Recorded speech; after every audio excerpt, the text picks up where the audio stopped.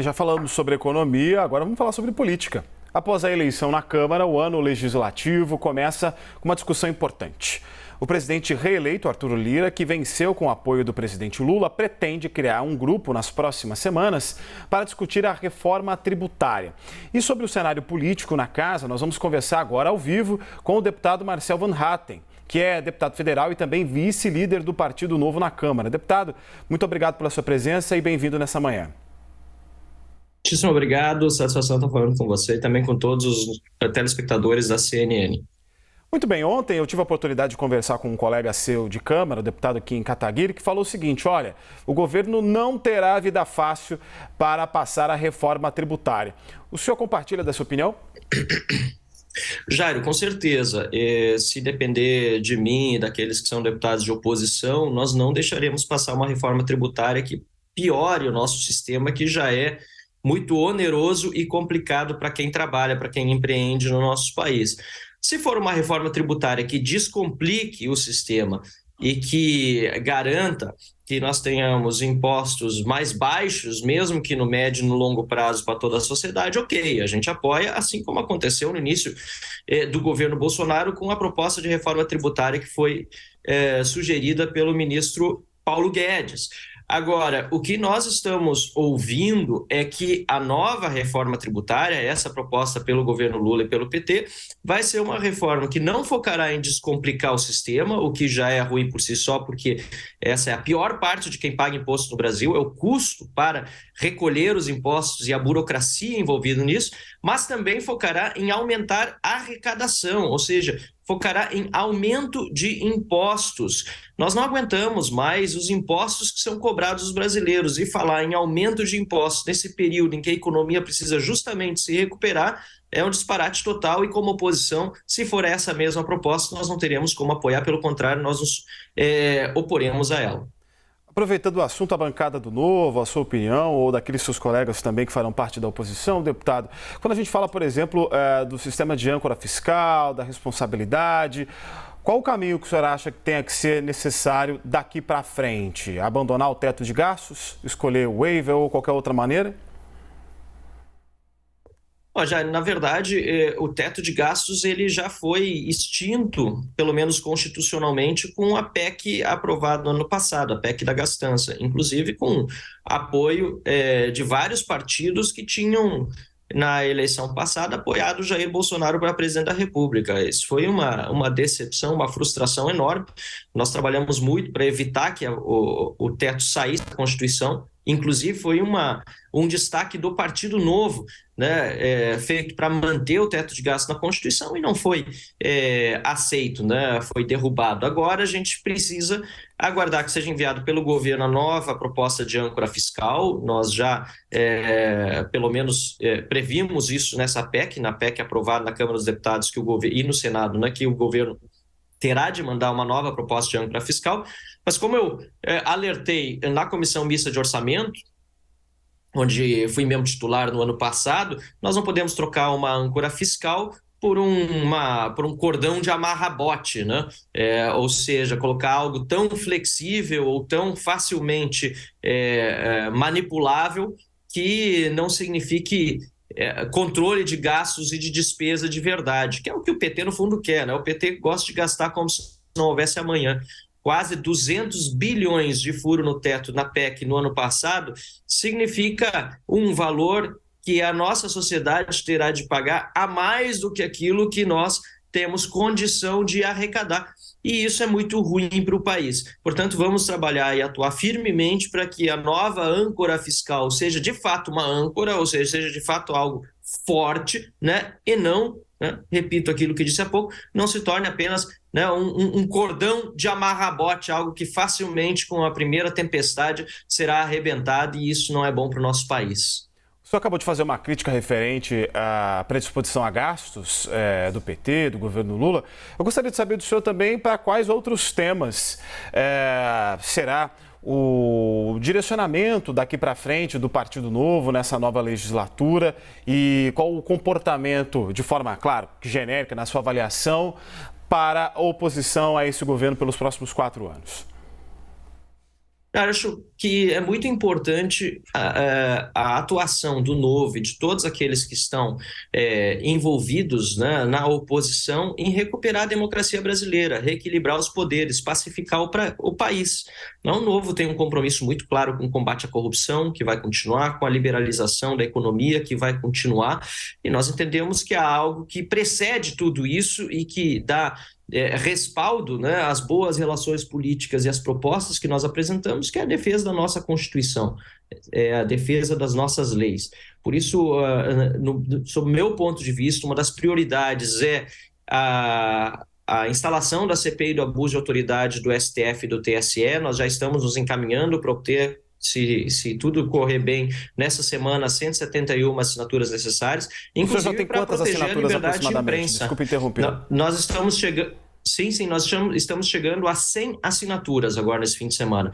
E me preocupou muito, inclusive, com todo essa reviravolta, esse vai e vem do caso do senador Marcos Duval, me incomodou bastante como defensor da liberdade de imprensa, da liberdade de expressão, que o ministro Alexandre de Moraes tem extrapolado as funções constitucionais mais uma vez, ao inicialmente solicitar, inclusive a própria CNN, as íntegras das entrevistas, potencialmente quebrando o sigilo da fonte. Depois ele voltou atrás, pelo menos assim disse, mas a decisão ainda está bastante ambígua. Nós precisamos reequilibrar e pacificar o país, e nenhum poder pode estar acima do outro. Eu entendo que os poderes precisam ser reequilibrados, a liberdade de imprensa, de expressão, precisa ser garantida no nosso país, e nós precisamos pacificar realmente a nação, independentemente de ser oposição ao governo, direita ou esquerda. O arbítrio e o autoritarismo, infelizmente, atinge a todos sem distinção ideológica em algum momento, porque o poder corrompe, mas o poder absoluto corrompe absolutamente. E é por isso que entendo que a nossa grande missão, né, nesse novo mandato é garantir a democracia constitucional no nosso país, e eu vou trabalhar muito para que isso seja, de fato, né, uma defesa firme no nosso parlamento. Deputado, as pautas práticas, a depender da articulação política, elas podem passar com o apoio daqueles que são favoráveis ou contrários a um governo, como foi o próprio exemplo que nós citamos no início da nossa entrevista em relação à PEC Fura-Teto. O que eu quero saber do senhor é o seguinte: diante do perfil que nós vimos eleitos nesse Congresso, também no Senado, ou melhor, no Congresso, né, no Senado e na Câmara, qual a avaliação do senhor no que diz respeito às pautas mais ideológicas, mais de costumes, daquilo que se tem, por exemplo, em relação àqueles que estão presentes no governo federal mais à esquerda? O senhor acha que essas pautas serão, inclusive, pautadas, passarão de alguma forma, ou terão bastante resistência no Congresso daqui para frente, com o perfil que a gente viu numericamente mais à direita daquilo que foi eleito no Congresso Nacional? Jairo, eu entendo que essas pautas consideradas, né, pautas de costumes, elas sempre têm dificuldade de tramitar no Congresso. Aconteceu com o governo Bolsonaro, que tinha uma série de propostas que não foram adiante, e vai acontecer de novo agora com o governo Lula. Uma das coisas que muita gente não se dá conta é que quando o Congresso não delibera sobre um determinado assunto, ele já está deliberado. Ou seja, se o Congresso não quer alterar... Só dar um exemplo aqui, né? A lei sobre o aborto no Brasil significa que o Congresso já está deliberando pela manutenção da atual legislação. Então, ficar forçando a barra para mudar para um lado ou para o outro, ou pior ainda, justificando a intervenção de outro poder, né? O Poder Judiciário, o STF, volta e meia, se coloca, né, como um moderador e até mesmo um legislador para avançar uma determinada pauta. Isso é muito ruim, porque acaba desmerecendo o papel dos legisladores, que podem tanto deliberar por um assunto, ou seja, alterar a lei, como decidir por não deliberar e assim também já estarem deliberando por manter a pauta daquela forma como está. Outra preocupação que eu tenho, Jair, sobre esses assuntos, com todo o respeito que eu tenho a todos eles, e tem muitos que, inclusive eu, apoio e me envolvo também em algumas dessas pautas e dessas defesas, uma preocupação que eu tenho é que virem cortinas de fumaça para distrair o grande público de outros assuntos igualmente ou até mesmo ainda mais importantes. Nós temos uma série de temas que merecem atenção. Hoje nós vemos, inclusive, um ministro do governo Lula envolvido em uma série de suspeitas aí de desvios de recursos do orçamento secreto, do orçamento das verbas de relator, e que muitas vezes, né, essas notícias que deveriam ser muito mais exploradas na mídia, elas acabam ficando em segundo plano em virtude de outras, talvez menos importantes, mas que acabam atraindo polos ideológicos para um embate, né? Essas são preocupações que eu tenho, sem dúvida nenhuma. A nossa atuação na Câmara dos Deputados vai se focar sobre os fatos, vai se focar sobre denúncias e fiscalização importantes que são feitas pelo Congresso Nacional, e assim vamos continuar também trabalhando. Uma última pergunta, deputado, em termos de matéria das votações, além da reforma tributária, tem alguma que o senhor pensa, algum assunto, alguma temática que o senhor pensa que seja de fato muito importante a ser discutido agora, já no início da legislatura? Sim, há vários, mas já que me perguntou por uma, né, eu entendo que talvez a mais importante seja extinguir, por meio de um projeto de decreto legislativo, esse novo órgão, né, dentro do governo federal disposto a censurar o cidadão brasileiro.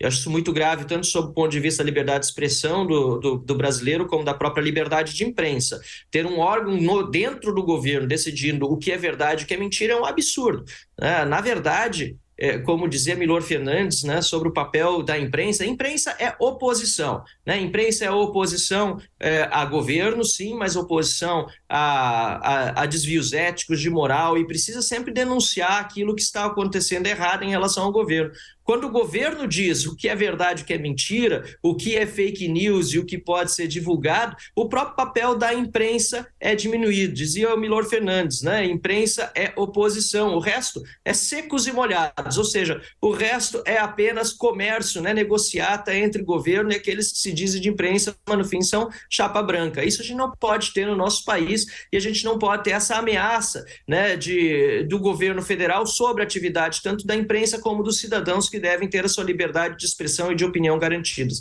Então, sou favorável, nós encaminhamos um projeto de decreto legislativo favorável à extinção desse novo departamento, né, que define o que é fake news ou o que não é dentro do governo federal, e eu espero que essa pauta seja colocada em discussão e votação o quanto antes no Congresso Nacional, porque sem liberdade de expressão não temos condição de fazer a oposição, tanto à imprensa como a oposição de fato no Congresso Nacional a um governo, a qualquer governo, em particular a este governo também. Bem, nós agradecemos ao deputado federal e vice-líder do Novo na Câmara, o deputado Marcel Van Hatten. Muito obrigado e um bom dia ao senhor. Eu agradeço, bom dia, abraço.